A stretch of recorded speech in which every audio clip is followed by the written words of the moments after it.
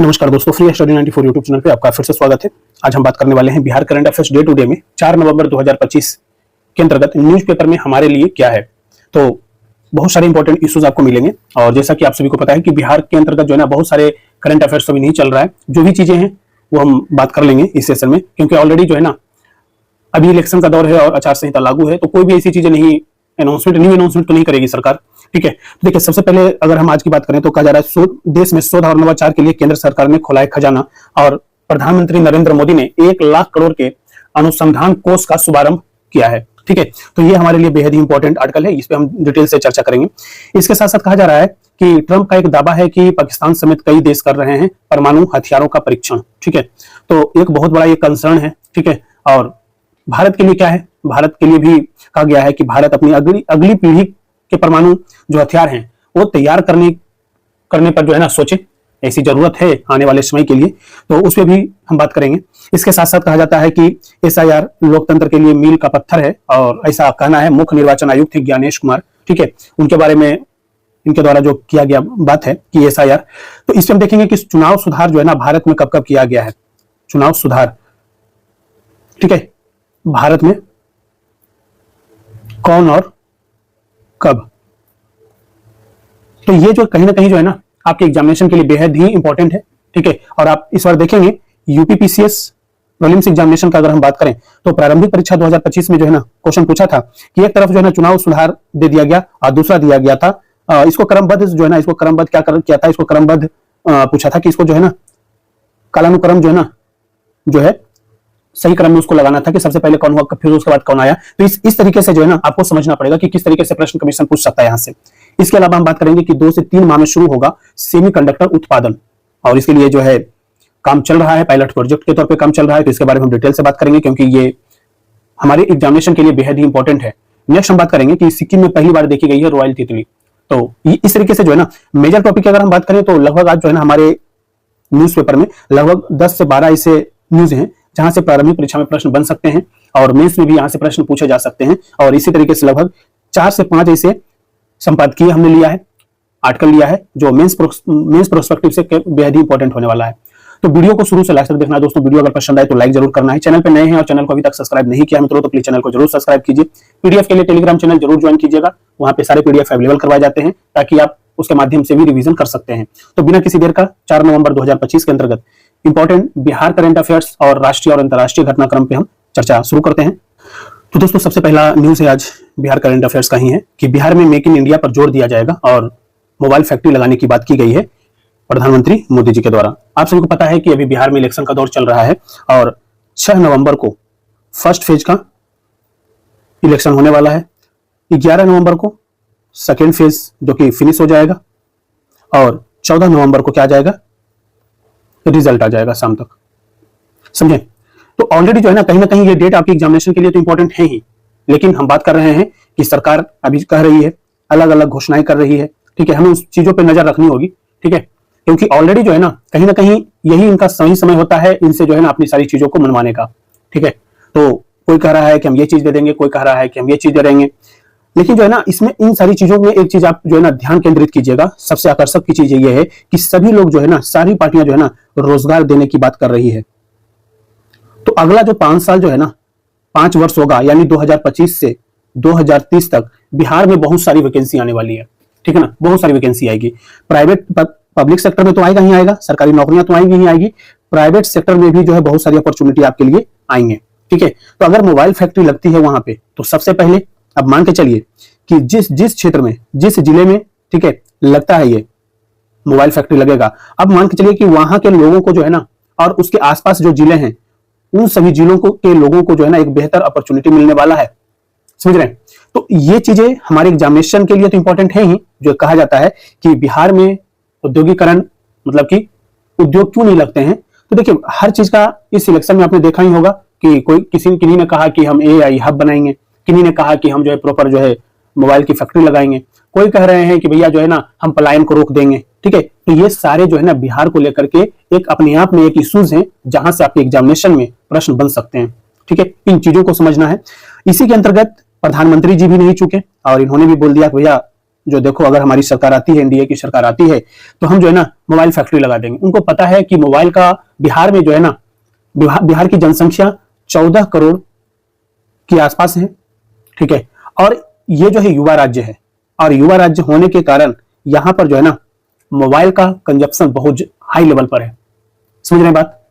और वो चाहते हैं कि, और एक तो दूसरी चीज ये है ना कि चीफ लेबर भी मिलेगा यहाँ पे, और हमें फायदा भी ज्यादा होगी, और कंपनियों को मुनाफा भी हो जाएगा ज्यादा। तो ओवरऑल ये सारी चीजें हैं, ठीक है। तो इन सारी चीजों को ध्यान में रखते हुए जो है ना मेक इन इंडिया का जो है ना बड़ा केंद्र बनाने की बात की गई है पटना को, और यहाँ पे मोबाइल बनाने की फैक्ट्री लगाने की भी बात की गई है। इलेक्ट्रिक इंजन फैक्ट्री लगाई जाएगी। इलेक्ट्रिक इंजन फैक्ट्री कहाँ पे? तो मधेपुरा में जो है ना, मधेपुरा में इलेक्ट्रिक इंजन बनाने की जो है ना फैक्ट्री लगाया जाएगा, ताकि जो है लोगों को, बिहार के युवाओं को रोजगार दिया जाए बिहार में ही, और उनको बाहर जाने से रोका जाए। जो एक कंसर्न है पलायन का, उससे रोका जाए। कल ही हमने डिस्कशन किया था कि केवल और केवल बिहार के लोग भारत में ही पलायन नहीं करते हैं, उत्तर प्रदेश और बिहार के लोग भारत से बाहर भी पलायन ज्यादा स्तर पर करते हैं, समझ रहे हैं बात। तो इन चीजों को भी आपको ध्यान में रखना होगा। अब कहा जाता है कि बिहार में शिक्षा का गौरव फिर से लौटेगा, और यह राज्य 2005 से पहले वाली स्थिति में फिर कभी नहीं जाएगा, ऐसा कहना है प्रधानमंत्री मोदी जी का, ठीक है। तो ये तो जो है कहीं ना कहीं एक टिप्पणी है। टीका टिप्पणी तो इलेक्शन के दौर में तो चलता ही रहता है। हमारे एग्जामिनेशन के पर्सपेक्टिव से जो इंपॉर्टेंट न्यूज होते हैं, जो पॉइंट्स होते हैं, उन चीजों को हमें समझना है। अब देखिए, कहा जाता है ना कि ये जो आप मान के चलिए कि जो कहा गया है कि कोसी जो क्षेत्र है, ठीक है, वहां पर बात किया गया है कि हम जो है ना सबसे पहले अगले 5 वर्षों में जो है इस क्षेत्र को, उत्तरी बिहार में जो बाढ़ आता है उसको हम क्या करेंगे, समाप्त करने की बात चल रही है। तो हमारे एग्जामिनेशन के पॉइंट ऑफ व्यू से जब आप बीपीएससी में जाते हैं, बीपीएससी अगर आप मेंस लिख रहे हैं, तो बीपीएससी मेंस में आपका पेपर 2 का अगर आप सिलेबस पलट करके देखेंगे तो वहां पर आपका जो है ना टॉपिक दिया हुआ है भूगोल और आपदा प्रबंधन, समझ रहे हैं ना। तो वहां पर यहां से प्रश्न पूछता है, बिहार के ज्योग्राफी से प्रश्न पूछता है, ठीक है। तो अगर आप उस चीजों को ध्यान में रखते हैं जो न्यूज में चल रहा है, तो आपके क्वेश्चन और एग्जाम्पल्स जो है ना सटीक आ जाएंगे, तो आपके वहां से नंबर आपके बेहतर मिल जाता है। इन्होंने कहा है कि देखिए मधेपुरा में जो है ना इलेक्ट्रिक लोकोमोटिव का फैक्ट्री की भी चर्चा किया गया इनके द्वारा, और कहा गया इनके द्वारा कि मधेपुरा रेल फैक्ट्री आज मेक इन इंडिया का गौरव है। और आप सभी को पता होना चाहिए कि मधेपुरा से जो है हमने बहुत सारे ऐसे इंजन बनाए हैं, ठीक है। और आप सभी को पता है ये भी कि सारण का मेढौरा जगह है जहां से हमने जो है ना चेक गणराज्य को जो है रेल इंजन को निर्यात भी किए हैं, शुरू कर दिए हैं। तो हमारे एग्जामिनेशन के लिए जो है ना ये सारे पॉइंट आपको फैक्चुअल इन्फॉर्मेशन भी जरूरी है। कहा जा रहा है इनके द्वारा कि 7 साल पहले इसका उद्घाटन हुआ था, किसका? मधेपुरा जो इलेक्ट्रिक लोकोमोटिव फैक्ट्री है उसकी बात किया जा रहा है। और अभी कुछ दिन पहले ही 500वां लोकोमोटिव यहां से निकल चुका है, और वह दिन दूर नहीं जब बिहार में इलेक्ट्रिक गाड़ियां बननी शुरू हो जाएंगी, ठीक है। तो ये चीज आपको ध्यान में रखना है। अब यहाँ पर ये सारी चीजें देख लीजिए कि सीमांचल में घुसपैठ की खतरनाक साजिश, ये सारे हमारे एग्जामिनेशन के लिए इंपॉर्टेंट नहीं है, लेकिन आप ये मानकर चलिए कि ये हमारे कहीं ना कहीं जो है ना गवर्नेंस के लिए बहुत इंपॉर्टेंट है, ठीक है। जैसे आप कहते हैं मोदी जी ने सारी चीजें, पुरानी व्यवस्थाओं के बारे में बात किया कि देखिए राजद और कांग्रेस की पहचान जो है 5 चीजों से होती है: कट्टा, क्रूरता, कटुता, कुशासन और करप्शन, यानी 5K आप कह सकते हैं, 5K कॉन्सेप्ट, समझ रहे हैं। तो ये चीजें वो हमें नहीं ध्यान में रखना है, बस ये ध्यान रखना है कि हमारे गवर्नेंस के लिए चैलेंजेस क्या है, ठीक है ना, चुनौतियां क्या क्या है। तो चुनौतियों में ये सारी चुनौतियां आपके सामने आ सकता है, समझ रहे हैं ना, धार्मिक हो, सामाजिक हो, आर्थिक हो, राजनीतिक हो, ये सारी चुनौतियां आती हैं, ठीक है। अब बात हम करते हैं कि कोसी मेची प्रोजेक्ट बर्बादी नहीं समृद्धि लाएगी। और आप सभी को पता होगा कि अगर आप इस बार 71वीं बीपीएससी अगर आप दिए होंगे, 71वीं बीपीएससी में अगर आप अपेयर हुए होंगे, या फिर आपने प्रश्न देखा होगा प्रारंभिक परीक्षा जो 13 सितंबर को कंडक्ट किया गया था 71वीं बीपीएससी का, तो वहां पर जो है ना कोसी मेची लिंक परियोजना जो है नदी परियोजना से आपसे प्रश्न पूछा गया था, समझ रहे बात। तो ये सारी चीजें मैं आपको इसलिए बताते चलता हूं ताकि जो है ना कि प्रश्न किस तरीके से पूछे जाएंगे वो आपको पता होना चाहिए। अब यहाँ पे कहा जा रहा है ना कि प्रधानमंत्री जी ने बोला कि देखिए सहरसा, सुपौल, मधेपुरा और अररिया में भीषण बाढ़ के कारण जो है ना खेत बर्बाद हो जाते हैं, ठीक है। तो इन सारी चीजों के लिए जो है ना कहां पे ये लिंक परियोजना जो है कब, अब इनके द्वारा कहा गया कि देखिए हमारी जो सरकार है कोसी को बाढ़ के कहर से बचाने के लिए 11,000 करोड़ से अधिक राशि की योजना लाई है, और सरकार की कोसी मेची लिंक परियोजना अब बर्बादी नहीं समृद्धि लाएगी। इससे 2 लाख हेक्टेयर भूमि को पानी मिलेगा। तो आपका यहां से क्वेश्चन कमीशन ने पूछा था 71वीं बीपीएससी में। तो प्रश्न जो है ना पूछे जाने की जो है तरीके को समझना है, किस तरीके से प्रश्न पूछा जाएगा। और जो हम डिस्कशन कर रहे हैं यहाँ पे पॉलिटिकल पर्सपेक्टिव से नहीं बात कर रहे हैं, राजनीतिक की भावनाओं से नहीं कर रहे हैं, हम आपके एग्जामिनेशन के पॉइंट ऑफ व्यू से कि किस तरीके से पीवाईक्यू में प्रश्न आया है, किस तरीके से आपसे प्रश्न पूछे जाएंगे, ठीक है। तो इन बातों का आपको ध्यान रखना है। अब कहा जा रहा है कि मत्स्य पालकों और मखाना किसानों को जो है ना फायदा दिलाने की भी बात किया गया है। तो कहा जाता है ना कि बाढ़ नियंत्रण योजना के अगर धरातल पर अगर उसको उतारा जाए तो मछली जो पालक है और मखाना के किसान हैं उनको फायदा होगा। मत्स्य पालकों के लिए पहले ना कोई बजट था, ना ही कोई मंत्रालय था, तो अब जो है ना ये सारी चीजें ऑलरेडी मत्स्य मंत्रालय भी बनाया गया, आपको पता है ना, ठीक है। और उनके लिए बजट का प्रावधान अलग से जो है ना एलोकेट किया जाता है बजट। तो ये सारी चीजें कहीं ना कहीं सरकार कह रही है अपनी जो है कहीं ना कहीं जो चीजें किया है अपने काम को गिनाएगी, ठीक है। हमारी सरकार ने अलग मंत्रालय बनाया, मत्स्य संपदा स्कीम बनाई है, ठीक है। कहा जाता है कि कभी दूसरे राज्य से मछली हम मंगवाते थे, आज बिहार जो है अब दूसरे राज्यों को मछली जो है भेजता है। यानी हम क्या बन गए, आयातक से क्या बन गए, आयातक से हम निर्यातक बन गए हैं। और आप सभी को पता है कि बिहार जो है मत्स्य में क्या है, आत्मनिर्भर है। तो ये आपसे जो है ना ये फैक्ट आपको पता होना चाहिए, यहां से प्रश्न कमीशन बना सकता है आगामी एग्जामिनेशन में, ठीक है। और इनके द्वारा कहा गया कि मछली पालकों को 9,000 रुपए की मदद की जाएगी। और इनकी सरकार जब बनती है तो ऑलरेडी हमने बताया था पहले इसके पीछे वाले डिस्कशन में कि प्रधानमंत्री कृषि सम्मान योजना के अंतर्गत जो केंद्र सरकार 6,000 देती थी, उसी के अंतर्गत जो है ना एक योजना लेकर के आई है सरकार, जिसके अंतर्गत अपने तरफ से जो है ना 3,000 रुपया ऐड करके आपको देगा। यानी आप ये मान के चलिए कि 9,000 रुपया प्रत्येक साल आपको मिलना शुरू हो जाएगा, ठीक है। अब कहा जाता है ना कि देखिए इन्होंने ये भी कहा कि दुनिया में कोने कोने तक मखाना पहुंचे, यह हमारा सपना है, इसलिए मखाना बोर्ड बनाया गया है। अब आपको एक क्वेश्चन यहां से बनता है दोस्तों कि मखाना बोर्ड का जो है ना स्थापना कहां पे किया गया है, बताइए मखाना बोर्ड का स्थापना कहां पे किया गया है। आप हमें प्लीज कमेंट में ये फैक्ट का जवाब आप देंगे प्रश्न का, ठीक है ना। बहुत इंपॉर्टेंट प्रश्न है, आगामी एग्जामिनेशन में यहां से प्रश्न बन सकता है, ठीक है। नेक्स्ट टॉपिक पे चलिए। नेक्स्ट टॉपिक कहा जा रहा है कि बिहार में शहरीकरण की रफ्तार देश की दर से आधी भी नहीं है, ठीक है। आप सभी को पता होना चाहिए कि जिस तरीके से हम आज के डेट में गांव से शहरों की तरफ पलायन कर रहे हैं और राज्य से दूसरे राज्यों की तरफ पलायन कर रहे हैं और एक देश से दूसरे देश की तरफ पलायन कर रहे हैं, तो ये भी एक जो है ना मेजर कंसर्न है। क्योंकि जब हम एक सोसाइटी में रहते हैं, एक अपने समाज में रहते हैं जहां पे हमारा जन्म हुआ है, जहां पे हमें सारी चीजें हमारी जो है पूरा बचपन हमने गुजारा है, ठीक है। और फिर जो है ना हम शहर की तरफ क्यों मूव कर रहे हैं, क्योंकि अगर शहर की तरफ मूव करेंगे तो 3-4 चीज की जो है ना डिमांड बढ़ जाएगी। सबसे पहले कि वहां की लैंड जो है कॉस्टली हो जाएगा, औने पौने दाम पे आप अपने गांव की जमीन को बेच करके शहर की तरफ मूव करेंगे। अब फिर वहां भी जो है ना उस तरीके की जो आपको चीजें मिलेगी नहीं। जैसे आप यहाँ पर देख रहे हैं, फोटो आपने यहाँ पे लगा हुआ है कि शहर है, शहर में भी लोग जो है ना इस तरीके से गंदी पानियों से जो है ना गुजर करके जा रहे हैं। तो फिर ऐसा शहर किस लिए, समझ रहे हैं ना। तो लोगों का ज्यादा से ज्यादा जो है ना शहरों की तरफ पलायन होगा, तो अव्यवस्थित तरीकों से ये सारी चीजें आएंगी और फिर वहां पे समस्या खड़ा होगा स्वास्थ्य का, वहां पे समस्या खड़ा होगा बेरोजगारी का, ठीक है। वहां पर समस्या खड़ा होगा किस चीज का, भूखमरी का। एक दूसरे से जो है ना कहीं ये सारी चीजें क्या है, कनेक्ट, आपस में कनेक्ट है। लेकिन अब कहा जा रहा है कि शहरीकरण की जो है दर है, इसको बढ़ाने के लिए सरकार ने एक योजना लेकर के आया था। कौन सा योजना, स्मार्ट सिटी योजना, स्मार्ट सिटी योजना लेकर के आया, ठीक है। अब इन्हीं सारी चीजों को हमें समझना है कि देखिए बिहार में शहरीकरण जो रफ्तार है वो देश में आधे से भी कम है। तो भैया ये बताओ कि जो है हमारा दर क्या है, हम किस हिसाब से आगे बढ़ रहे हैं, हम क्यों पिछड़ रहे हैं, कारण क्या है, हमें ये चीज समझने की जरूरत पड़ेगी, ठीक है। तो कमीशन ने एक बार क्वेश्चन पूछा था, मुझे ध्यान नहीं है, लेकिन आप ये मान के चलिए 65वीं या 66वीं बीपीएससी में एक प्रश्न आया था कि वर्तमान में बिहार के कितने प्रतिशत जो जनसंख्या है वो गांव में रहती है, बताइए। तो उस समय जो है ना जो रेट थे वो 88% जो है ना बिहार की जनसंख्या गांव में निवास कर रही थी। तो शहरों में जो है ना निवास करने का जो है दर जो है वो कम है, ठीक है। क्योंकि बहुतायत लोग क्या हैं, आप सभी को पता है कि बिहार के जो लोग हैं वो कृषि से जुड़े हुए हैं, ठीक है, कृषि संबद्ध क्षेत्रों से जुड़े हुए हैं। तो उनकी जो मुख्य जो है ना आय का स्रोत क्या है, कृषि है। तो वो कहां रहेंगे, शहर में रह करके थोड़ा ना कृषि करेंगे। तो बहुतायत जनसंख्या जो है बिहार में कहां पे रहती है, वो रहती है गांव में। अब कहा जाता है जो डेटा है उस डेटा पे हम बात करते हैं। कहा जाता है कि राज्य में छोटे छोटे शहरों का विकास हो रहा है और गांवों से आबादी शहरों की तरफ आकर्षित हो रही है। मैंने आपसे पहले ही बताया, शुरुआत में ही बताया कि गांव से जो है बड़ी संख्या में जो है लोग कहां जा रहे हैं, शहर की तरफ पलायन कर रहे हैं, ठीक है। और हर शहर का बाहरी हिस्सा गांव में भी विस्तारित हो रहे हैं। अब देखिए, अब मान के चलिए कि आप कहीं ना कहीं पटना में हैं, तो पटना का जो डेंसिटी है ना अगर वो बढ़ेगा तो कहां फैलेगा, उसके अगल बगल जो क्षेत्र है ना ग्रामीण क्षेत्र है तो वो क्षेत्र में फैलेगा, समझ रहे हैं बात। तो वो ऐसा नहीं है कि वहां पर आपको बहुत हाई लेवल की आपको जो है ना आपको फैसिलिटीज प्रोवाइड करवा दे, नहीं पॉसिबल है। समझने की बात, समझने की कोशिश करनी है।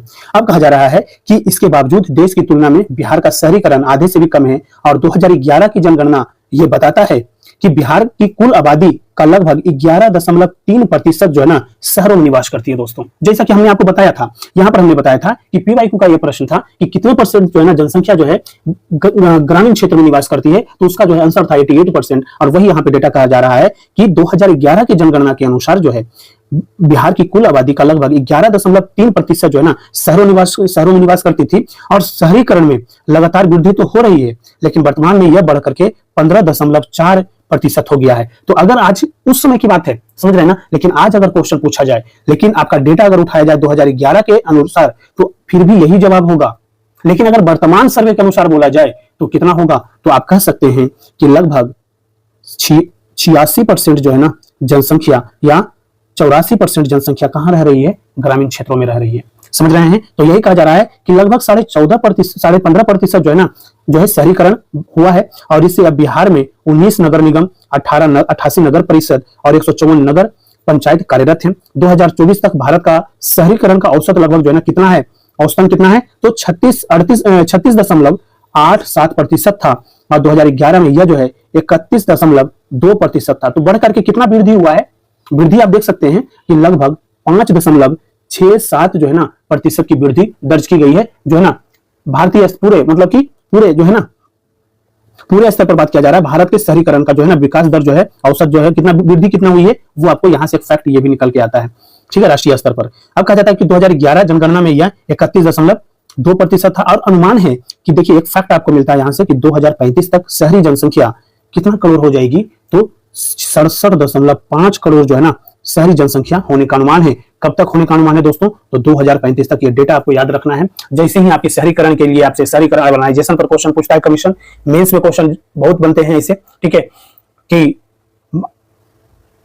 क्या वर्तमान परिदृश्य में इंडस वैली सिविलाइजेशन का नगरीकरण आज भी प्रासंगिक है, स्पष्ट कीजिए या अपने मत के पक्ष में उत्तर दीजिए। और आपसे पूछ लेगा कमीशन की 150 शब्द में उत्तर दीजिए, तो आपको ये डेटा, ये सारी चीजें आपको बतानी पड़ेगी। समझ रहे हैं बात। अब कहा जाता है कि राष्ट्र में राष्ट्रीय मानक के अनुरूप शहरीकरण विकसित करने व सुंदर बनाने के लिए मूलभूत सुविधाएं उपलब्ध कराने की चुनौती है। और शहरों से जुड़ी योजनाएं सही तरीके से लागू नहीं होने के कारण शहरों में जल जमाव से लेकर के प्रदूषण, जाम तक की समस्याओं से लोगों को दो चार होना पड़ता है। तो ये सारी चीजें ऑलरेडी हमने बताया कि क्या क्या चैलेंजेस हैं उनके साथ, ठीक है ना। स्वास्थ्य का समस्या है, यातायात की समस्या है, कहीं ना कहीं आप देखेंगे कि स्वस्थ पेयजल की समस्या है, समझ रहे हैं। तो ये सारी समस्या निकल करके सामने आएगा। तो हमारे एग्जामिनेशन के लिए कचरा प्रबंधन जो है उसका समस्या है, ठीक है, ड्रेनेज सिस्टम की प्रॉब्लम है वहां पे, समझ रहे हैं। तो ये ओवरऑल जो है ना वायु प्रदूषण तो है ही, तो ये सारी चीजों का समस्या है, इसको भी आपको ध्यान में रखना है। अब कहा जाता है ना कि देखिए 44.3% जो है ना आबादी शहरी जो है ना पटना जिले में है। तो सबसे ज्यादा जो है ना शहरी आबादी कहां पर है, तो ये आपसे यहां से प्रश्न बनता है कि कहां पे है, तो पटना में है, ध्यान रखना है, ठीक है। आगे बढ़ते हैं। अगला जो न्यूज है दोस्तों, कहा जा रहा है कि दिल्ली में देश का पहला इको वेस्ट पार्क बनाने की तैयारी चल रही है, ठीक है। अब इको वेस्ट पार्क बनाने की तैयारी क्यों चल रही है भाई, तो आप सभी को पता है कि दिल्ली में पूरे साल जो है पोल्यूशन का स्तर बेहद ही खराब रहता है, ठीक है। तो जो इको वेस्ट जो है ना, इको पार्क बनाने की जो तैयारी चल रही है, उससे हमारे लिए कुछ ना कुछ जो है ना राहत मिलेगा, ठीक है। तो आप ये मान के चलिए कि प्रदूषण नियंत्रण करने के लिए ये काम किया जा रहा है। और नरेला के होलंबी कला में प्रस्तावित देश के पहले ई वेस्ट इको पार्क निर्माण की तैयारी तेज कर दी गई है। इससे सार्वजनिक, इसे किस तरीके से, किस मॉडल पे, तो पीपीपी मॉडल पे आधारित जो है ना इसको बनाया जाएगा। इसके तहत अधिकारियों ने विभिन्न कंपनियों में हितधारकों के साथ बैठक बुलाई है। और कहा जाता है कि 11 एकड़ की भूमि पर पहला इको वेस्ट पार्क बनाने की तैयारी चल रही है। इसके लिए टेंडर जल्द ही जारी किया जाएगा। इस परियोजना का उद्देश्य क्या है, इस परियोजना का उद्देश्य याद रखना है, ई कचरा प्रबंधन में पर्यावरण की दृष्टि से सुरक्षित प्रथाओं को बढ़ावा देना है।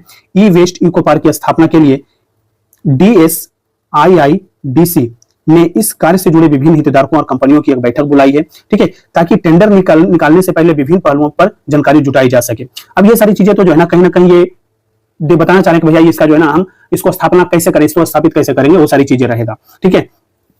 जमीन जल्द आवंटित किया जाएगा। और ई वेस्ट बढ़ा रहे हैं प्रदूषण, ऐसा इनका कहना है कि देश भर में ई कचरा बढ़ रहा है और अभी के समय में इनका निपटान असंगठित तरीके से किया जा रहा था। कई जगहों पर इनके भीतर मौजूद जो तांबा है, पीतल है, अन्य कीमती उपकरण निकालने के लिए उन्हें जलाया जाता है, उससे उसके चलते जो है प्रदूषण का लेवल बढ़ जाता है। ई वेस्ट पार्क में मशीनों के माध्यम से संगठित तरीके से यह कार्य होगा, इसमें किसी प्रकार का प्रदूषण नहीं होगा। तो ये मान के चलिए कि जब ये चीजें होगा तो इससे रोजगार में क्या होगा, डायरेक्ट। अभी एक चीज ध्यान रखिएगा, हमेशा रोजगार में वृद्धि देखने को मिलेगा और इससे इसका फायदा डायरेक्ट जो है ना जीडीपी में देखने को मिलेगा। समझ रहे हैं। नेक्स्ट जो न्यूज है दोस्तों, ये कहा जा रहा है कि प्रधानमंत्री मोदी ने 1 लाख करोड़ के अनुसंधान कोष का शुभारंभ किया है। ठीक है, और इसके माध्यम से देश में शोध और इनोवेशन, रिसर्च एंड इनोवेशन, ठीक है, किया जाएगा। तो ये चीज हमारे लिए इंपॉर्टेंट है। तो प्रधानमंत्री मोदी जी जो है अनुसंधान और विकास में निजी क्षेत्र के निवेश को बढ़ावा देने के लिए 1 लाख करोड़ रुपए के कोष यानी फंड का जो है ना, फंड की शुरुआत किया है। और उन्होंने कहा कि उनकी सरकार अब उच्च जोखिम एवं उच्च प्रभाव वाली परियोजना का समर्थन कर रही है, क्योंकि भारत का जो लक्ष्य है विज्ञान एवं प्रौद्योगिकी क्षेत्र में महाशक्ति के रूप में उभरना है। ये स्टेटमेंट आपको ध्यान रखना है। लक्ष्य क्या है, इस फंड का लक्ष्य क्या है कि आपको नए नए इनोवेशन लाया जाए और भारत को साइंस एंड टेक्नोलॉजी में आगे बढ़ाया जाए और विश्व महाशक्ति बनाया जाए। समझ रहे हैं ना, ये चीज आपको ध्यान रखना है। अब कहा जा रहा है ना कि देखिए आज के डेट में जो उभरती हुई, जो वर्तमान में देखिए उभरती हुई जो विज्ञान प्रौद्योगिकी है और नवाचार जो है, ठीक है, वो कहीं ना कहीं जो है ना हमारे लिए ही नहीं, वैश्विक, मतलब कि वैश्विक दृष्टिकोण से ही बहुत इंपॉर्टेंट है। आप देखिए कि भारत में जो है सेमीकंडक्टर अपना जो है चिप बना लिया विक्रम नाम से, ठीक है, 32 बिट माइक्रो प्रोसेसर है वो, ठीक है। तो हम कहीं ना कहीं सेमीकंडक्टर की तरफ भी आगे मूव कर रहे हैं। और लेकिन एक चीज आप ध्यान रखना है कि अगर कोई भी चीज किया जाता है ना तो हमेशा उसको 3 एस्पेक्ट में पढ़िए कि इससे रिलेटेड इससे संबंधित जो है हमारे लिए चुनौतियां पहले ढूंढिए कि चुनौतियां क्या है, चुनौतियां क्या क्या रहेगा, तब जो है ना इसका जो है आप देखेंगे कि इसके फायदे फिर आपको पता चलेगा। अगर चुनौतियों पे हम काम कर लेंगे ना तब आपको फायदा होगा। सरकार अगर इस पे अच्छा बेहतर काम करना चाहती है तो इन सभी चीजों को ध्यान में रख करके काम करे, ठीक है। और इससे जो है ना कि डायरेक्टली इनडायरेक्टली क्या बढ़ रहा है, अगर हम ये सारी चीजें करेंगे तो रोजगार को हम क्या करेंगे, बढ़ावा देंगे, रोजगार सृजन करेंगे यहां से। समझ रहे बात, तो ये चीज आपको समझना है। अब जो है ना प्रधानमंत्री मोदी जी जो है भारत मंडपम में आयोजित उभरते विज्ञान प्रौद्योगिकी नवाचार सम्मेलन का उद्घाटन करते हुए ये बातें कही थी। और उन्होंने जो है कहा कि अनुसंधान एवं विकास में निजी क्षेत्र के निवेश को बढ़ावा दिया जाएगा और इसके लिए 1 लाख करोड़ रुपए का अनुसंधान विकास और नवाचार कोष का भी आरंभ इन्होंने किया है, ठीक है। और इन्होंने कहा कि इस महत्वपूर्ण निवेश का उद्देश्य जनता को लाभ पहुंचाना है, अवसरों के नए रास्ते खोलने हैं और सरकार अनुसंधान में सुगमता पर ध्यान केंद्रित कर रही है ताकि भारत में नवाचार का आधुनिक प्रवेशी तंत्र यानी इकोसिस्टम जो है ना डेवलप करने की बात की जा रही है, ठीक है। क्योंकि हमारे एग्जामिनेशन के लिए जो है ना बेहद है कि किसी प्रकार का जो है ना इकोसिस्टम, हर चीज का एक इकोसिस्टम होता है, ठीक है, ताकि वो डेवलप किया जाए, ताकि लोगों को क्या मिले, एक बेहतर माहौल मिले और बेहतर माहौल में काम करने का मौका मिले, ताकि जो यंग भारत जो है ना सबसे युवा आबादी अभी पूरे वर्ल्ड में भारत के पास है। और भारत के अंतर्गत अगर हम बात करें तो बिहार में सबसे ज्यादा युवा आबादी है।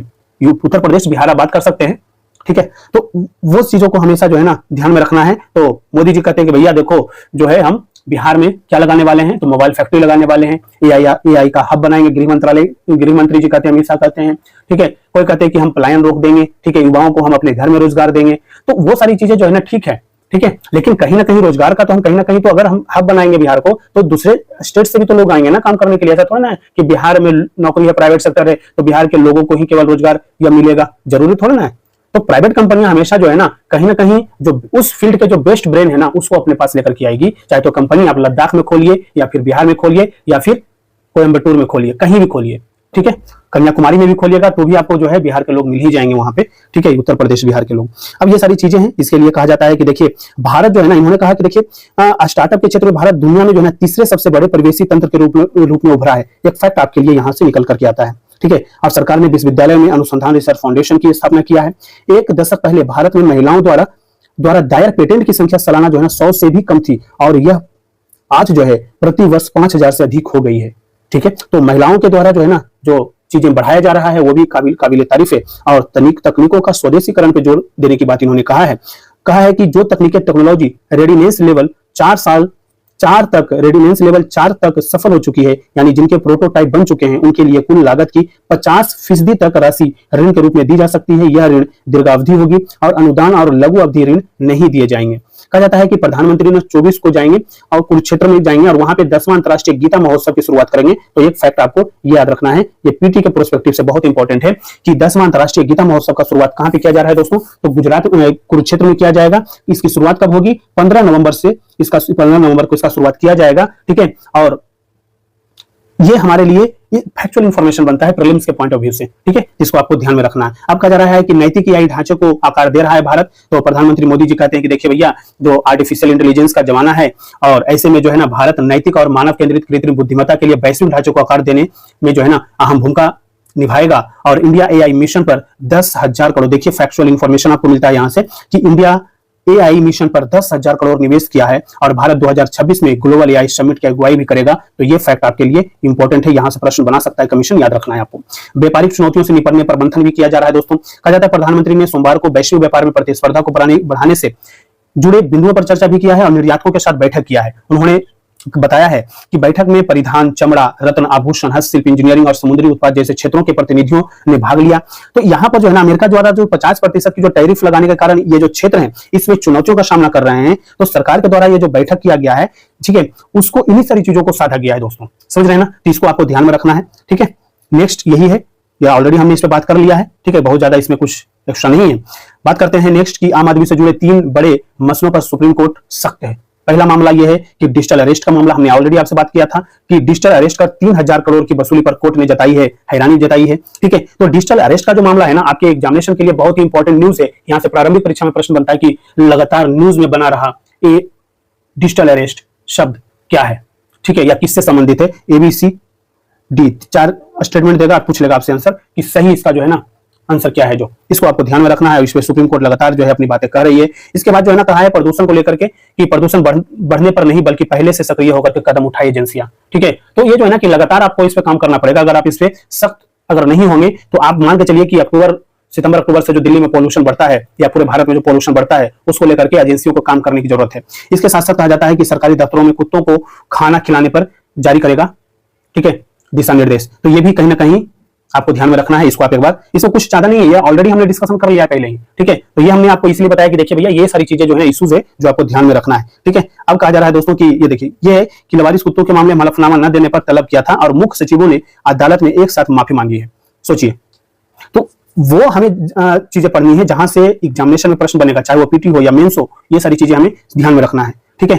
तो इसको भी आपको एक बार देख लीजिएगा, ठीक है। अब देखिए मेजर इश्यूज के बारे में हम बात करें दोस्तों कि मुख्य निर्वाचन आयुक्त है ज्ञानेश कुमार, इन्होंने कहा है कि भैया SIR लोकतंत्र के लिए मील का पत्थर है। और कैसे है ये भी आपको समझना है। तो इन्होंने जो है ना ये जो है IIT कानपुर के स्थापना दिवस पर आयोजित कार्यक्रम को संबोधित कर रहे थे। वहां पर बिहार की मतदाता सूची के पुनरीक्षण अभियान को जो है इन्होंने जो है ना दुनिया का सबसे बड़ा अभियान बताया और कहा कि जब यह प्रक्रिया 12 राज्यों के सभी 51 करोड़ मतदाताओं तक पहुंच जाएगी तो यह निर्वाचन आयोग और देश के लिए एक ऐतिहासिक उपलब्धि होगी। हम ये देखते हैं कि निर्वाचन आयोग के अंतर्गत जो है ना बहुत सारे जो है सुधार किए गए हैं। उन सुधारों में अगर हम बात करें दोस्तों तो देखिए बहुत सारे सुधार किया गया है। जैसे हम बात करें कि 1950 से लेकर के जो है ना 2023 तक और उसके बाद भी जो है ना अभी 2025 में आपने देखा SIR आया है, ठीक है। तो प्रारंभिक सुधार की अगर हम बात करें तो उस प्रारंभिक सुधार जो है 1950 से 1990 तक की हम बात करते हैं तो कहा जाता है कि भारत ने संविधान जब निर्माण किया, ठीक है, उस समय जो है ना जिसे संविधान सभा और डॉक्टर राजेंद्र प्रसाद जो है ना इसकी स्थापना किए थे कब 1950 में। और इसके अंतर्गत क्या किया गया ये भी आपको ध्यान रखना है। तो इसके अंतर्गत किया गया दोस्तों कि अनुच्छेद 324 के तहत जो है ना स्वतंत्र चुनाव आयोग यानी ECI की जो है ना स्थापना कर दी गई और यह लोकतंत्र की रक्षा के लिए पहला बड़ा कदम था और पहला आम चुनाव जो हुआ 1951-52 में, ठीक है, 1951-52 में किया गया। ये हमारे लिए बेहद इंपॉर्टेंट है जो पहला चुनाव सुधार हुआ। इसी के अंतर्गत कहा गया कि देखिए 1950 में जो है ना क्या किया गया कि कहा गया कि भैया जो है यूनिवर्सल एडल्ट सफरेज की बात किया गया, यानी जो है ना सार्वभौमिक बेस मताधिकार की बात किया गया, ठीक है। और इसमें जो है संविधान निर्माता जो थे डॉक्टर भीमराव अम्बेडकर की अध्यक्षता वाली प्रारूप समिति ने जो है इस पे निर्णय दिया, ठीक है। और इसमें कहा गया कि जो 21 वर्ष से ऊपर सभी नागरिकों को वोट देने का अधिकार है, इससे महिलाओं और गरीबों को शामिल किया गया था। तो पहली बार भारत एक ऐसा देश है जो जब मताधिकार की बात करता है तो सबसे पहले महिलाओं को जो है ना मुख्य धारा में लाने के लिए उनको क्या दिया गया, सार्वभौमिक मताधिकार दिया गया कि आप आइए और अपनी भागीदारी भी यहाँ पे दर्ज कीजिए। 1990 की अगर हम बात करें तो 1990 में जब हम आते हैं तो यहाँ पर जो है ना दिनेश गोस्वामी समिति की गठन की जाती है। दिनेश गोस्वामी, देखिए ये सारी चीजें जो है ना थोड़ा सा डिटेल में अगर आप समझ लेंगे, डिटेल में समझेंगे तो आपके लिए प्रश्न के डायमेंशन खोलना आसान हो जाएगा। जब और इस समिति के जो है ना अध्यक्ष कौन थे, तो यही थे दिनेश गोस्वामी जी थे। और इन्होंने क्या रिफॉर्म किया, क्या लाया नया, तो इन्होंने वोट खरीदने पर रोक लगाया, मतदाता सूची में सुधार और चुनावी अपराधों पर सख्ती की सिफारिशें की और कई सुझाव कानून में शामिल भी किए गए। तो 1990 का दिनेश गोस्वामी समिति के बारे में कुछ इंपॉर्टेंट 2 से 4 पॉइंट आपको मैंने जो बताया उसको ध्यान में रखना है। इसके साथ साथ इनके द्वारा जो है कहा गया कि देखिए जो है 1990 से 2000 के बीच में यानी 10 सालों में जो है चीजें क्या किया गया, तो ये भी चीजें हमें देखना है कि 1990 से दोस्तों 2000 तक इसमें लाया गया कि पारदर्शिता और सीमाओं पर जोर दिया गया। और 1996 में क्या किया गया, उम्मीदवारों की जो है ना सीमा तय कर दिया गया, यानी एक उम्मीदवार अधिकतम 2 निर्वाचन क्षेत्रों से चुनाव लड़ सकता है। जैसे आपने देखा होगा कि प्रधानमंत्री जी जो है अहमदाबाद से भी चुनाव लड़ लेते हैं और वाराणसी से भी लड़ लेते हैं। राहुल गांधी जी जो है वायनाड केरल से भी लड़ लेते हैं और इधर से भी लड़ लेते हैं, अमेठी से भी लड़ लेते हैं। समझ रहे बात? तो ओवरऑल जो है ना ये सारी चीजें हमें समझने की जरूरत होती है। इन्होंने जो है ना सीमाएं लगा दी कि भैया 2 ही जगह सब चुनाव लड़ सकते हैं। ऐसा नहीं है कि प्रधानमंत्री अब नरेंद्र मोदी जी हैं तो उनकी जो है लोकप्रियता इतनी ज्यादा है कि सारे के सारे जो है ना लोकसभा चुनाव पर जो है ना सीटों पर खड़े हो गए, भैया एक ही सीट एक ही इंसान है, ठीक है, दे दो वोट। तो उधर से राहुल गांधी कहेंगे कि हमें भी दे दो। तो ये जो है ना लोकतांत्रिक व्यवस्था में कहीं ना कहीं वो एक दिक्कत है। ठीक है, तो ये सारी चीजें हैं ध्यान रखने वाली। 1999 में जो है ध्यान रखना है, 1999 में जो सुधार किया गया उसमें कहा गया कि कानून आयोग की 170वीं रिपोर्ट जारी किया गया और कहा गया कि देखिए कानून आयोग यानी चेयरमैन इसके बने थे न्यायमूर्ति बीपी सिंह, और इन्होंने क्या किया कि चुनावी कानूनों में सुधार किया, जैसे झूठे हलफनामे पर अयोग्यता सिद्ध किया जाए। समझ रहे हैं ना? तो ये चीजें हमें ध्यान रखना है। और 2000 में किया गया क्या, 2000 के बाद जो है ना तकनीकी और नैतिक सुधार किया गया। तकनीकी और नैतिक सुधार किया गया। और 2001 में क्या किया गया दोस्तों कि उम्मीदवारों के लिए जो है ना शैक्षिक योग्यता की समाप्ति कर दिया गया। 2001 में क्या किया गया कि उम्मीदवार जो है ना उनकी शैक्षिक योग्यता की समाप्ति कर दिया गया। तो यहां पर जो है कहा जाता है कि इंदिरा साहनी मामले में ये जो है से ये प्रेरित था सुप्रीम कोर्ट, ठीक है ना, सुप्रीम कोर्ट के अंतर्गत ये चीजें हुई। और कहा जाता है ना कि न्यूनतम शैक्षिक योग्यता की मांग को असंवैधानिक घोषित किया गया ताकि समावेशिता बढ़े, समावेशिता बढ़ाने की बात करता है। और 2003 में किया जाता है कि 2003 में जो सुधार किए गए उसमें उम्मीदवारों के लिए आपराधिक रिकॉर्ड का खुलासा की बात किया गया। ठीक है, तो सुप्रीम कोर्ट ये कौन किया ऐसा, तो सुप्रीम कोर्ट ने किया। यूनियन ऑफ इंडिया बनाम SUSI मामले में यह बात की गई। ठीक है, तो ये चीज आपको ध्यान रखना है। और इसमें कहा गया कि उम्मीदवारों को आपराधिक मामले, संपत्ति और शैक्षिक विवरण का हलफनामा दाखिल करना अनिवार्य होगा। और इससे जो है ना पारदर्शिता, ट्रांसपेरेंसी की बात की जाती है। तो आपने देखा होगा बिहार का इलेक्शन में आपने देखा होगा कि ये सारी चीजें जो है हर कोई आपको पता होगा कि कौन सबसे ज्यादा अमीर जो है हमारा जो MLA है, जो प्रतिनिधि सबसे ज्यादा किसके पास प्रॉपर्टी है। ठीक है, मैथिली ठाकुर लड़ रही है, उनके पास जो है कितना संपत्ति है, सब एकदम बिल्कुल खुलासा ट्रांसपेरेंसी के साथ हो रहा है। अब 2004 में जब हम आते हैं ना तो 2004 में क्या किया गया कि यहां पर जो है ना कि 2004 में क्या किया गया, ईवीएम का उपयोग किया गया। ईवीएम, ठीक है, तो इलेक्ट्रॉनिक वोटिंग मशीन का इस्तेमाल किया गया। इसका जो है किसने, चुनाव आयोग के द्वारा किया गया। और कागजी मतपत्रों के स्थान पर ईवीएम का जो है ना उतारा गया और इससे बूथ कैप्चरिंग और नकली वोट कम हो गए। ठीक है ना, तो ये भी एक बहुत बड़ा रिफॉर्म था। बहुत बड़ा रिफॉर्म में आपको ध्यान रखना है। ठीक है, तो ईवीएम 2004 में आ गया था भारत में। ठीक है, 2007 में जो है ना दूसरी प्रशासनिक सुधार आयोग ने जो है ना वीरप्पा मोइली जो समिति के अध्यक्ष थे दूसरी प्रशासनिक सेकंड ERC का, उन्होंने कहा कि नैतिक शासन पर रिपोर्ट इन्होंने जारी किया जिसमें राज्य चुनावी निधि या स्टेट फंडिंग और पार्टी पर RTI लागू करने की सिफारिश उन्होंने किया है। तो 2007 का जो है ना सेकंड ERC के बारे में आपको पता होना चाहिए कि वीरप्पा मोइली समिति के अध्यक्ष थे, इन्होंने जो है ये सारी रिकमेंड किए। और 2010 में अगर हम बात करें, 2007 में किया गया। फिर 2010 की अगर हम बात करें दोस्तों तो कहा जाता है कि तनख्वाह समिति 2010 में तनख्वाह समिति आई। और तनख्वाह समिति जो है ये जो है न्यायमूर्ति जस्टिस तनखा ये कोर कमेटी के अंतर्गत, और इनके द्वारा कहा गया ना, इस समिति ने कहा कि चुनावी कानूनों पर समीक्षा किया जाए जिसमें अपराधीकरण रोकने के उपाय सुझाए गए इसके द्वारा। ठीक है, और 2013 में बहुत बड़ा रिफॉर्म हुआ जो कि वीवीपैट आ गया। ठीक है, तो कमीशन क्वेश्चन यहां से ये सारे रिफॉर्म से क्वेश्चन पूछा हुआ है। ठीक है, और ये चुनाव आयोग लेकर के आया और कहा गया कि ईवीएम के साथ voter verification paper, audit trail जो है जोड़ा गया ताकि मतदाता अपना वोट सत्यापित कर सके। और 2019 से ये जो है पूर्ण रूप से लागू हो गया। ठीक है, 2019 से पूर्ण रूप से ये क्या हो गया, लागू हो गया। ठीक है, तो यहां से आपसे प्रश्न पूछे जाने की पॉसिबिलिटीज भी रहते हैं हमेशा से। और कहा जाता है दोस्तों कि 2014 में जो है कानून आयोग की 244वीं रिपोर्ट आई और इसमें कहा गया कि आपराधिक अयोग्यता पर जैसे दोषी ठहराए जाने पर तत्काल अयोग्य सिद्ध किया जाए।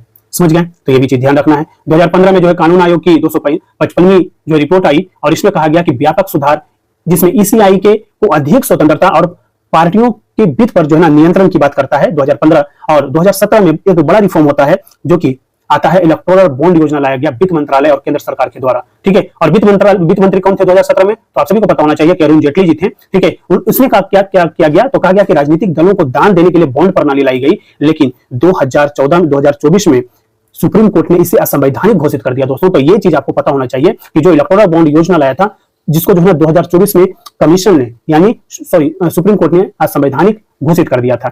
अब 2018 में जो है ना, 2018 में ई वोटिंग और एनआरआई वोटिंग की व्यवस्था किया गया, और जो प्रवासी भारतीय हैं, एनआरआई हैं, उनको ऑनलाइन जो है ना, ऑनलाइन पंजीकरण और पोस्टल बैलेट की जो है ना सुविधा दी गई। और 2023 में एक अहम चुनाव हुआ, चुनाव आयुक्तों की नियुक्ति प्रक्रिया शुरू की गई, और सुप्रीम कोर्ट अनूप बर्नवाल बनाम भारत संघ मामले में ये बातें की गई। समझ रहे हैं बात, याद रखिएगा, लेटेस्ट जो है ना चुनाव सुधार यही है। और इसमें कहा गया कि मुख्य चुनाव आयुक्त और आयुक्तों की नियुक्ति के लिए समिति में विपक्ष के जो नेता हैं उसको शामिल किया जाए, ठीक है। और ये जो है संसद ने बाद में कानून में बदल दिया इसको, ठीक है। तो ये चीजें आपको ध्यान में रखना है। कुछ चुनौतियां भी आपको इससे रिलेटेड पता होना चाहिए कि चुनौतियां क्या हैं भविष्य की, ठीक है। तो कहा जाता है ना कि ये जो सुधार है अपराधीकरण, काला धन, फेक न्यूज जैसी समस्याओं से निपटने के लिए है, लेकिन पूर्ण राजनीति पार्टियों पर आरटीआई अभी भी लंबित है। चुनाव आयोग और सुप्रीम कोर्ट मुख्य भूमिका निभाते रहे हैं, ठीक है। तो ये सारी चीजें, और इसके बारे में अगर आपको डिटेल से पढ़ना चाहते हैं तो आप जो है जो इलेक्शन कमीशन ऑफ इंडिया है उसकी वेबसाइट पे जाइए, और इसके बारे में और भी बहुत अच्छे आपको फैक्ट मिल जाएंगे। तो ये चीजें आपको ध्यान में रखना है। और इसी पर एसआईआर की जब बात किया जाता है दोस्तों, तो कहा जाता है कि एसआईआर जो है ना आज से 12 राज्यों में शुरू करेगा, ठीक है ना। तो ये चीजें आपको ध्यान में रखना है। और देखिए तमिलनाडु ने जो है ना शीर्ष कोर्ट की तरफ रुख भी कर लिया है, ठीक है। तो हमारे लिए ये चीजें ध्यान में रखने वाला है। और कहा जाता है देखिए इसके माध्यम से जो है 51 करोड़ मतदाताओं की जो है ना गहन पुनरीक्षण प्रक्रिया पूरी हो जाएगी। उसके बाद जो है होने के बाद 7 फरवरी 2026 को जो है ना सूची का प्रकाशन किया जाएगा। तो ये चीज आपको ध्यान रखना है। पहला चरण जो हुआ वो बिहार में हुआ था। दूसरे चरण में जो है ना अंडमान निकोबार द्वीप समूह, लक्षद्वीप, छत्तीसगढ़, गोवा, गुजरात, केरल, मध्य प्रदेश, पुदुचेरी, राजस्थान, उत्तर प्रदेश, तमिलनाडु और पश्चिम बंगाल शामिल है। इन 12 राज्यों में से 4 राज्यों जिसमें तमिलनाडु, पुदुचेरी, केरल और पश्चिम बंगाल में अगले साल जो है ना विधानसभा चुनाव प्रस्तावित है दोस्तों। ये चीज ध्यान रखना है। असम के लिए अलग प्रक्रिया होगी। कहा जाता है कि मुख्य चुनाव आयुक्त ज्ञानेश कुमार ने बताया है कि 27 अक्टूबर को उन्होंने कहा था कि 24 जून को एसआईआर के लिए जारी हुआ आदेश विशेष परिस्थितियों के कारण असम में लागू नहीं होगा, इसलिए असम में एसआईआर के लिए तारीख की घोषणा बाद में किया जाएगा। अनियमितता पर आयोग ने साधा संपर्क कहा। इन्होंने कहा है कि बंगाल, पश्चिम बंगाल में मतदाता पंजीकरण के लिए जो है ना इस्तेमाल हो रहे हैं दस्तावेजों के जारी करने और प्रमाणीकरण में अनियमितता का आरोप लगाते हुए भाजपा के ये सारी चीजें नहीं ध्यान रखना चाहिए, ठीक है। ध्यान रखने वाली चीज हमारे लिए जो है वो सारी चीजें ध्यान रखना है, ठीक है। घर घर जाकर के एसआईआर आज से शुरू हो जाएगा, ये हमने आपसे बात कर लिया, बेहद इंपॉर्टेंट है। दुर्लभ खनिजों के लिए जो है ना पीएलआई स्कीम लाने की जो है ना सरकार काम कर रही है, ठीक है। तो ये बहुत इंपॉर्टेंट है। भारत दुर्लभ खनिज यानी रेयर अर्थ मिनरल्स यानी मैग्नेट के मामले में अपनी निर्भरता चीन और अन्य देशों पर खत्म करने के लिए जो है ना बहुत जदोजहद कर रहा है। और देश के अंदर जो है रेयर अर्थ उत्पादन को गति देने के लिए केंद्र सरकार जल्द ही एक प्रोत्साहन योजना को मंजूरी देने वाली है। तो ये बहुत इंपॉर्टेंट है। पीएलआई स्कीम जो है ना बहुत इंपॉर्टेंट है, ठीक है। यहाँ से यूपीएससी मेंस में भी प्रश्न बना हुआ है, ठीक है, और पीटी में भी प्रश्न बना हुआ है। तो आपको ये चीजें समझना होगा। अब कहा जाता है ना कि करीब 7,000 करोड़ रुपए के उत्पादन से जुड़ी प्रोत्साहन योजना का मसौदा तैयार किया गया है, जिसे आने वाले दिनों में कैबिनेट से मंजूरी मिलने की उम्मीद है। इससे जो है इलेक्ट्रॉनिक्स, नवीकरण ऊर्जा, रक्षा और इलेक्ट्रॉनिक वाहन जैसे क्षेत्रों की जरूरतों को पूरा किया जा सकेगा, ठीक है। तो ये सारी चीजें आपको ध्यान में रखना है। नेक्स्ट कहा जा रहा है दोस्तों कि अमेरिका के जो राष्ट्रपति हैं उन्होंने कहा है कि हमारे पास परीक्षण वाले स्थानों की जानकारी है और जल्द इसकी घोषणा करेंगे, यानी परमाणु परीक्षण करने वाले सच नहीं स्वीकारते हैं, ऐसा कहना है। यह खुलासा इन्होंने कहा है, किया है। और ये भी कहा किया है दोस्तों कि देखिए पाकिस्तान समेत कई देश ऐसे हैं जो परमाणु हथियारों का परीक्षण कर रहे हैं। तो भारत को अगली पीढ़ी के परमाणु हथियार तैयार करने की जरूरत पड़ेगी। समझ रहे हैं। तो ये सारी चीजें हमें समझना है। और अमेरिकी राष्ट्रपति डोनाल्ड ट्रंप हमेशा नए नए दावा करते रहे हैं, ठीक है। उन दावों में एक दावा यह भी है कि पाकिस्तान और चीन परमाणु हथियारों का परीक्षण कर रहे हैं। ट्रंप के इस दावे में अंतर्राष्ट्रीय चिंता को बढ़ा दिया है। जाहिर सी बात है, बढ़ेगा ही बढ़ेगा। ट्रंप ने दावा किया है कि कुछ देशों ने अपने परमाणु हथियारों का परीक्षण कर रहे हैं, वे उन्हें स्वीकार नहीं करते हैं। उन्होंने ये भी कहा कि इसके बारे में नहीं बताते कि हम परमाणु परीक्षण कर रहे हैं। ये इनका कहना है कि देखिए कि इसके बारे में हमारे पास पूरी डिटेल है, और कहां परीक्षण कर रहे हैं ये हमें जानकारी है, क्योंकि वे बहुत भूमिगत परीक्षण करते हैं जहां लोगों को ठीक से पता नहीं होता कि परीक्षण के साथ क्या हो रहा है, ठीक है। ट्रंप ने पूछा कैसे चलेगा पता, तो इस पर ट्रंप ने जो कहा कि क्या आप परमाणु हथियार बनाते हैं और फिर उनका परीक्षण नहीं करते हैं, क्या आप ऐसा करेंगे, यह कैसे संभव है। उन्होंने पूछा कि मतलब कि ये सारी चीजें हैं, ठीक है। आपको ज्यादा क्या है नहीं है, लेकिन हाँ ये चीजें ध्यान रखना है कि हमारे लिए एग्जामिनेशन की पॉइंट ऑफ व्यू से ध्यान रखना है। अब कहा जाता है ना कि दुनिया भर के लिए जो है ना खतरे की घंटी, अगर बहुत सारे जो है ना देश इस तरीके से करेंगे तो सबसे पहले जो है ना ग्लोबल वार्मिंग का प्रभाव जो है ना कहीं ये चीजें बढ़ेगा और होड़ मच जाएगी। हर कोई जो है ना परमाणु हथियार बनाना शुरू कर देगा, ठीक है। तो ये चीजें हमें ध्यान में रखना है। और कहा जाता है ना कि ट्रंप के दावे ने दुनिया को एक बार फिर परमाणु युद्ध की शुरुआत में पहुंचा दिया है, और Stockholm international peace research institute SIPRI सहित अन्य संस्थाएं चेतावनी दे चुकी है कि विश्व परमाणु हथियारों की होड़ के कगार पर है, और परमाणु हथियारों की होड़ दुनिया के लिए खतरनाक बन सकता है, ठीक है। सिप्री ने चेतावनी दिया है, यानी चीन ने 1964 में पहला न्यूक्लियर बम टेस्ट किया, और 1998 में भारत पाक ने कुछ ही दिनों के अंदर न्यूक्लियर हथियारों का टेस्ट किया था। सिप्री की रिपोर्ट ने चेतावनी दी है कि स्टॉक को सीमित या कम करने वाले समझौतों की कमी से न हथियारे हटाए जा रहे हैं, जा रहे हथियारों से ज्यादा हो सकते हैं। तो किस देश ने आखिरी बार कब किया है? तो देखिए, रूस ने 1990 में पहले लास्ट बार किया था, अमेरिका 1992 में किया है, फ्रांस 1996 में किया है, यूनाइटेड किंगडम 1991 में किया है, भारत 1998 में किया है, पाकिस्तान 1999, उत्तर कोरिया 2017 में किया है। तो लेटेस्ट जो है ना उत्तर कोरिया ने किया है। ठीक है, तो ये चीज आपको ध्यान में रखना है। अब कहा जाता है ना कि अमेरिका ने ज्यादा परीक्षण किए हैं। अब देखिए किसके पास क्या है, ये ऑलरेडी आपको ध्यान में रखना है। भारत के पास भी जो है 3 है, पाकिस्तान के पास 2 है, और इनके पास इतने परमाणु बम है। यानी देखिए परमाणु बम इनके पास क्या है। ठीक है, खतरे और असर कहा जाता है कि देखिए खतरे जो है ना पर्यावरण को लेकर के है। मैंने आपको बताया था कि ग्लोबल वार्मिंग को लेकर के इशू से सबसे बड़ा इशू तो यही होगा। कहा जाता है रेडिएशन से कैंसर, जन्म दोष, और 1998 में पाकिस्तान के परीक्षण से हजारों लोग प्रभावित हुए हैं। और अंतर्राष्ट्रीय की अगर हम स्तर पर बात करें तो भारत, अमेरिका जैसे देश प्रतिबंध लगा सकते हैं, पाकिस्तान को आर्थिक नुकसान संभव है। क्षेत्रीय स्तर पर हम बात करें तो भारत को मजबूर करेगा अपना परीक्षण करने के लिए, जो हथियार की ओर बढ़ाएगा। ठीक है, रूसी मदद से 8 परमाणु संयंत्र बनाएगा ईरान। देखिए ईरान भी बनाएगा। ठीक है, रूस के साथ नया करार किया गया है ईरान के द्वारा, तो ये भी आपको ध्यान रखना है। ऊर्जा संयंत्र का निर्माण शुरू हो चुका है। रूसी सरकारी मीडिया तास ने बताया है कि ईरान के उत्तरी प्रांत गुलिस्तान के तट पर एक परमाणु ऊर्जा संयंत्र का निर्माण शुरू हो चुका है। यह भी कहा गया है कि गुलिस्तान प्रांत में एक पुराने संयंत्र के निर्माण को भी पूरा करने की योजना है, जिसका कार्य 1979 की इस्लामिक क्रांति से पहले शुरू हुआ था। तो ये सारी चीजें आपको ध्यान रखना है, कुछ एक्स्ट्रा नहीं है, ये सारी चीजें हैं। लेकिन कहा जा रहा है ना कि भारत न्यूक्लियर ट्रायंगल में है, और 1998 के बाद जो है ये हाई टाइम है जब हमें परीक्षण करना चाहिए। ठीक है, तो ट्रंप का जब बयान है वो भारत के लिए इंपॉर्टेंट इसलिए है कि भारत, पाकिस्तान और चीन न्यूक्लियर ट्रायंगल में है। पाक चीन द्वारा टेस्टिंग को लेकर के ट्रंप के पास जरूर खुफिया रिपोर्ट होगी, जबकि हमने 1998 के बाद कोई परीक्षण नहीं किया। ये हाई टाइम है, भारत को भी न्यूक्लियर टेस्ट कर वेपन टेक्नोलॉजी को जांचना चाहिए, और न्यूक्लियर वॉरहेड की इन्वेंट्री भी ठीक होगी इससे। पाक चीन पर एटमी वॉच डॉग चुप क्यों है? ठीक है, तो कहा जाता है कि देखिए एटमी वॉच डॉग एजेंसी जो है ना IAEA कभी भी असरदार संस्था नहीं रही है। अब जब चीन और पाक द्वारा चोरी छिपे परीक्षण की बात सामने आ रही है, तो भी IAEA चुप्पी साधे हुए है। ये एजेंसी सदस्य देश द्वारा एटमी परीक्षण के सेल्फ डिक्लेरेशन पर काम करती है। पाक और चीन से इसकी उम्मीद नहीं कर सकते हैं। ठीक है, पाक चीन गठजोड़ से क्या खतरा है भारत को? तो चीन ने पाकिस्तान के पूरे एटमी प्रोग्राम को स्पॉन्सर किया है। थर्मोन्यूक्लियर डायनेमिक्स से लेकर के मटेरियल भी चीन से सप्लाई किया है। अब चीन और पाक के सीक्रेट टेस्ट से एटमी खतरा बढ़ गया है। सीपी एजेंसी के अनुसार चीन के पास 600 न्यूक्लियर आर्म्स हैं, यानी भारत से लगभग 3 गुना अधिक है।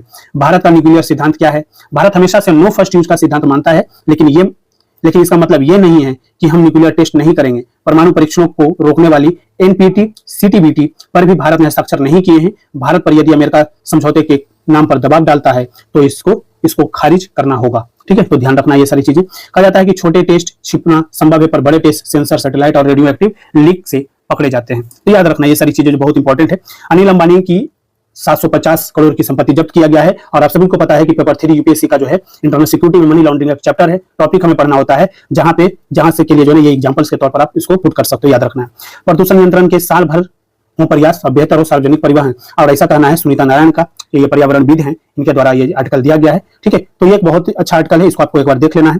सिक्किम में पहली बार देखी गई है रॉयल तितली, तो ये डायरेक्ट आपके लिए प्रश्न बनता है कि सिक्किम में पहली बार जो है ना उसका नाम क्या है? तो ब्लैक स्पॉट रॉयल तितली देखी गई है। इससे पहले यह तितली केवल मणिपुर, मेघालय और नेपाल में पाई जाती थी। तो ये आपको याद रखना है कि ये किस क्षेत्र में पाई जाती है। स्टेटमेंट बनता है कि ये जो है केवल और केवल भारत में ही ये देखी जाती है, तो नहीं, नेपाल में भी देखी जाती है दोस्तों। ठीक है, ध्यान रखना है।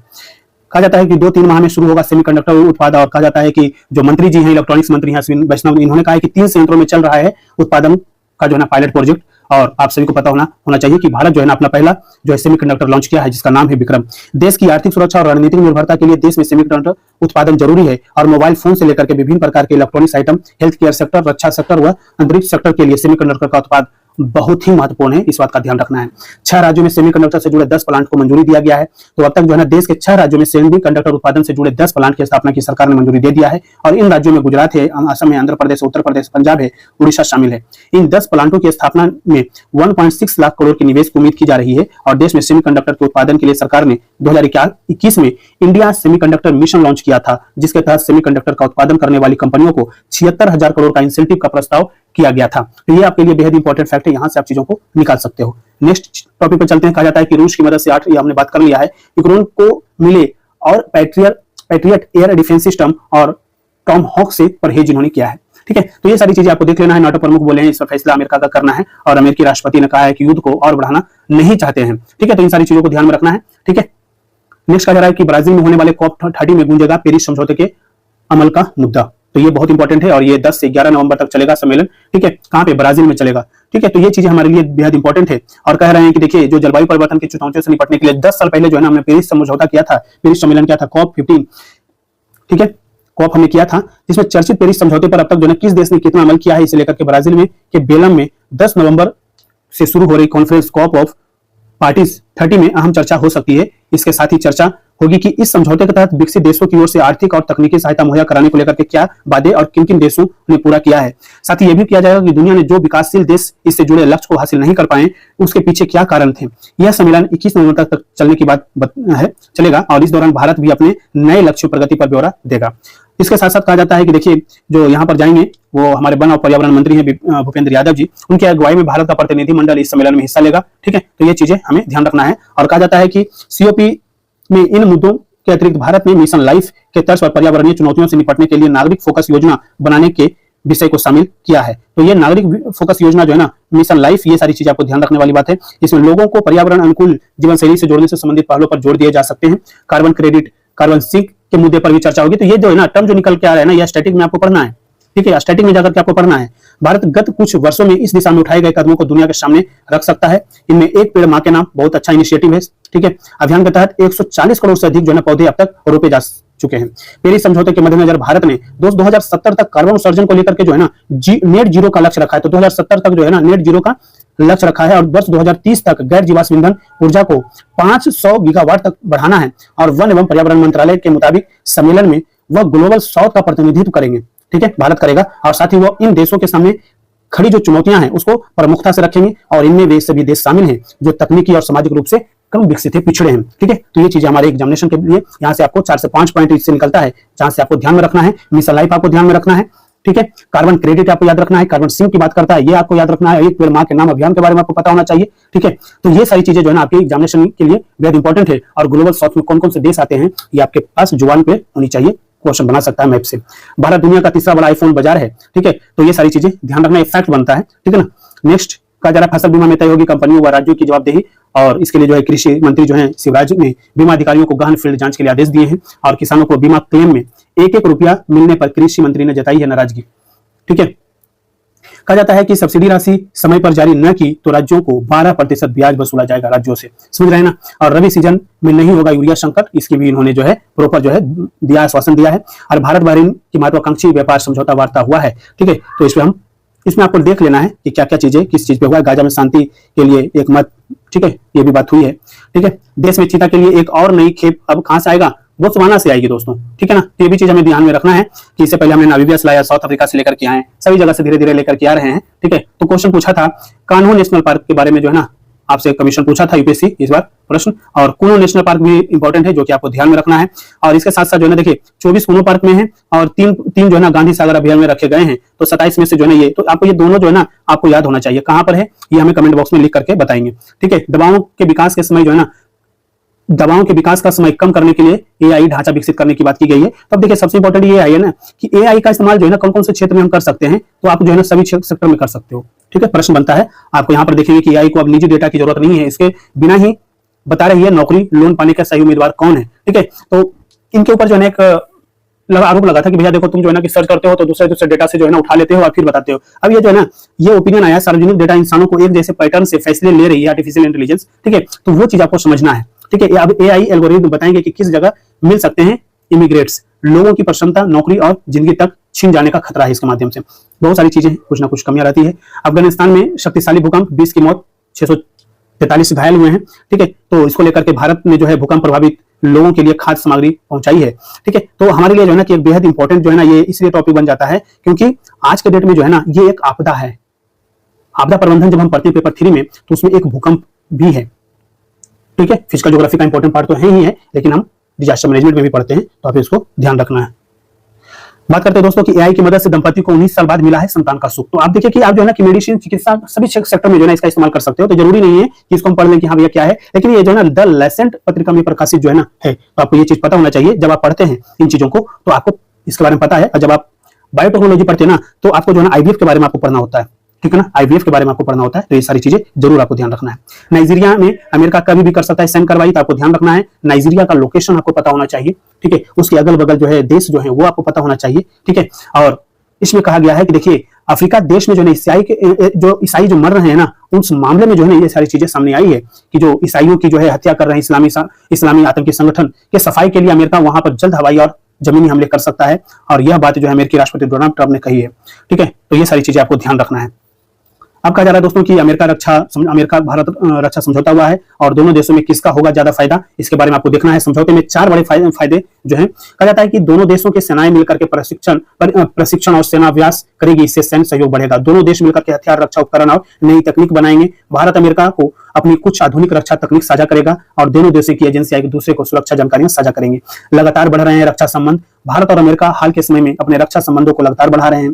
इसी साल फरवरी में प्रधानमंत्री नरेंद्र मोदी की अमेरिका यात्रा के दौरान ट्रंप के साथ उनकी बातचीत में रक्षा के मुद्दे पर प्रमुखता से जो चर्चा हुई थी। इस दौरान ट्रंप ने कहा था कि अमेरिका भारत को सैनिक साजो सामान की बिक्री में कई अरब डॉलर की बढ़ोतरी करेगा, जिससे आखिर में भारत को लड़ाकू विमान मिलने का रास्ता खुलेगा। तो ये सारी चीजें आपको पढ़ना है कि भारत से ज्यादा अमेरिका के लिए जरूरी है ये चीज, ठीक है। और भारत का मकसद क्या है, ये बहुत इंपॉर्टेंट आर्टिकल है, ध्यान रखना है। डब्बाबंद भोजन धूम्रपान जितना खतरनाक है, ठीक है। तो ये जो है अमेरिकन जनरल के शोध में आया है, ठीक है, कि देखिए जो लोग इन उत्पादों का अधिक सेवन करते हैं उनके शरीर में सूजन के स्तर जो है काफी ऊंचे स्तर पर पाया जाता है, जिससे हृदय रोग, कैंसर और अन्य बीमारियों का जो है खतरा बढ़ जाता है। और डब्बाबंद खाना वे खाद्य पदार्थ हैं जिन्हें लंबे समय तक सुरक्षित रखने, स्वाद बढ़ाने और जल्दी खाने योग्य बनाने के लिए कई तरह के रासायनिक पदार्थों और रंगों से तैयार किया जाता है। तो ये हमारे लिए जो है ना, इसीलिए यूपीएससी क्वेश्चन ने पूछा था 2025 मेंस में कि एक तरफ जो है ना भारत में बीमारियां बढ़ रही है, तो दूसरी तरफ जो है ना फास्ट फूड इंडस्ट्रीज भी ग्रो कर रहा है। तो इन दोनों के बीच में जो है ना आपको तर्कसंगत एक उत्तर देना था, क्या कारण है, ठीक है। तो ये सारी चीजें आपको ध्यान में रखना है। अब हम बात करते हैं दोस्तों कि भारत की पहली इलेक्ट्रिक मिलिट्री गाड़ी वीर लॉन्च किया गया है। तो भारतीय कंपनी प्रवाइक डायनेमिक्स ने जो है ना देश की पहली इलेक्ट्रिक मिलिट्री व्हीकल वीर लॉन्च किया। याद रखिएगा, इस गाड़ी में स्टेल्थ तकनीक यानी छिपकर चलने, हाई टेरेन मोबिलिटी, हर तरह की जमीन पर चलने और क्विक फील्ड रिपेयर सिस्टम, तुरंत रिपेयर जैसी फीचर्स शामिल है, याद रखना है। चेन्नई के 16 वर्षीय इलाम पार्थी AR भारत के 90 में शतरंज ग्रैंड मास्टर बने हैं। उन्होंने पहली GM नॉम हनोई टूर्नामेंट 2023 में और दूसरी सिंगापुर ओपन 2024 में हासिल की और बोस्निया में तीसरी नॉम मिलते ही वे ग्रैंड मास्टर बन गए, याद रखना है। Vice admiral V Shiv Kumar ने नौसेना के 40वें चीफ ऑफ मटेरियल का पद संभाला है। उन्होंने वाइस एडमिरल किरण देशमुख का स्थान लिया। उन्हें तकनीक उत्कृष्टता और नौसेना इंजीनियरिंग का अनुभव है, याद रखना है। चीन ने अपना नया अंतरिक्ष मिशन सोंझो 21 सफलतापूर्वक लॉन्च किया। यह मिशन चीन के तियांगोंग स्पेस स्टेशन के लिए भेजा गया है। रॉकेट ने गोबी मरुस्थल में स्थित जुक्वान सैटेलाइट लॉन्च सेंटर से उड़ान भरी है और विश्वजीत सहाय ने controller general of defence accounts का पद संभाला है और 1990 बैच के इंडियन डिफेंस अकाउंट सर्विस अधिकारी हैं ये, और उन्हें रक्षा वित्त और सरकारी प्रशासन में 30 साल से ज्यादा का अनुभव है, ठीक है।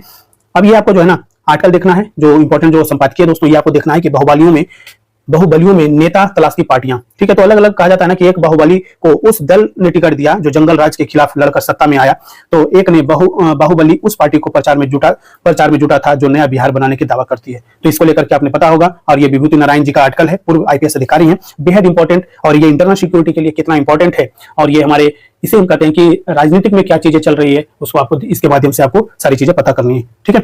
आसान पहुंच से ही बनेगी बात। और ये आर्टिफिशियल इंटेलिजेंस रिलेटेड जो है ना ये आर्टिकल है कि AI हमारे कामकाज का हिस्सा बन रहा है और कई कंपनियां इस ओर कार्यरत हैं। इसमें अग्रणी वही होगा जो तेजी से अपेक्षित परिणाम देने के साथ ही यूजर्स के लिए सहज और सुलभ होगा, ठीक है। तो वो सारी चीजें आपको ध्यान में रखना है, इसको पढ़ना है अच्छे से। और परमाणु परीक्षण की बात किया जा रहा है कि पाकिस्तान अगर गुप्त रूप से परमाणु परीक्षण में जुटा है तो भारत के लिए चिंता का गंभीर विषय है यह, और अमेरिकी राष्ट्रपति का जो दावा है, ठीक है, तो इसको ध्यान में रखना है। एक बार इसको देख लीजिएगा। इसके साथ साथ दोस्तों यहाँ पे कहा जा रहा है कि आखिर ट्रंप भारत से क्या हासिल करना चाहते हैं, समझ रहे हैं ना, ये चीज ध्यान रखना है। और साइबर हमलों के मोर्चे पर एक दृश्य युद्ध चल रहा है और ये है लेफ्टिनेंट जनरल सैयद अता हसनैन, ठीक है, और कश्मीर कोर के पूर्व कमांडर रहे हैं। इनके द्वारा ये लिखी आर्टिकल यह बहुत इंपॉर्टेंट है। और कहा जाता है कि AI हमारे लिए अवसर और जोखिम दोनों को बढ़ा रहा है और AI सिस्टम विशाल डेटा प्रवाह का विश्लेषण करते हुए तेजी से प्रतिक्रिया कर सकते हैं, लेकिन चिंतनीय यह है कि वे हमलावरों को भी इतना ही सक्षम बनाते हैं। तो ये सारी चीजें आपको ध्यान में रखना है। घरेलू खपत ही मंदी से मुक्ति की चाबी है, और ये आकांक्षा सी का एक आर्टिकल आया है जो आर्थिक मामले के जानकार हैं, इनके बारे में आपको थोड़ा सा देख लेना है। क्रय शक्ति बढ़ाने की राह में बाधाएं क्या क्या आएंगी, उसके ऊपर ये चर्चा की गई है, इसका भी देख लेना है। सुशासन की राह में प्रबंधन का संतुलन, ये बहुत इंपॉर्टेंट आर्टिकल है गवर्नेंस को लेकर के, जो आपका पेपर 2 में आता है यूपीएससी के। और बीपीएससी की अगर हम बात करें तो बीपीएससी में पॉलिटी एंड सुशासन की बात, गुड गवर्नेंस की बात किया जाता है, वहां पर आप इसको देखिएगा, पढ़िएगा। ठीक है, तो इस तरीके से दोस्तों हमने 4 नवंबर के जो मेन इंपॉर्टेंट आर्टिकल हैं, जो इश्यूज हैं, जो हमने डिटेल्स में, कुछ इंपॉर्टेंट न्यूज होते हैं जिसको हमने डिटेल में एनालिसिस किया था, जैसे आपका चुनाव सुधार हो गया। ठीक है, तो वीडियो अगर पसंद आया हो तो लाइक जरूर कीजिए, चैनल पे नए हैं और चैनल को अभी तक सब्सक्राइब नहीं किया दोस्तों तो प्लीज चैनल को जरूर सब्सक्राइब कीजिए। पीडीएफ के लिए टेलीग्राम चैनल जरूर ज्वाइन कीजिएगा ताकि आप उसे डाउनलोड करके भी पढ़ सकते हैं। Thank you so much.